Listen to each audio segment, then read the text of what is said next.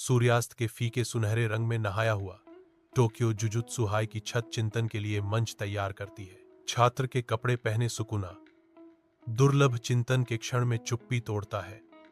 कभी कभी मुझे आश्चर्य होता है, अगर हम शाप उपयोगकर्ता नहीं बने होते तो क्या जीवन आसान होता। गोजो सुकुना की ओर मुड़ता है।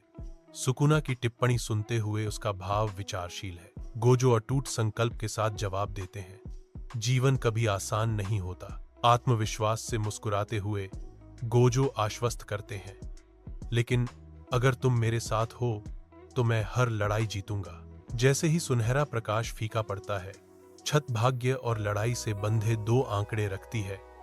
उनकी सिलहूट शाम के खिलाफ उभरी हुई है। गंभीर परिषद कक्ष में बुजुर्ग एकत्रित होते हैं।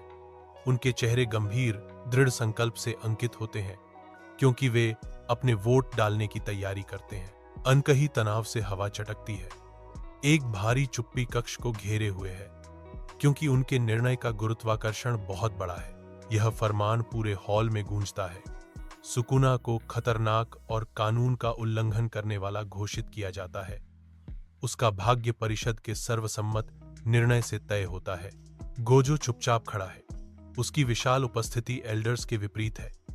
उसका चेहरा एक अचल मुखौटा है जो भावनाओं के तूफान को छुपाता है। फैसले का वजन गोजो पर आ जाता है। उसका गंभीर भाव उनके फैसले के नतीजों का सामना करते हुए भीतर के उथल पुथल को दर्शाता है।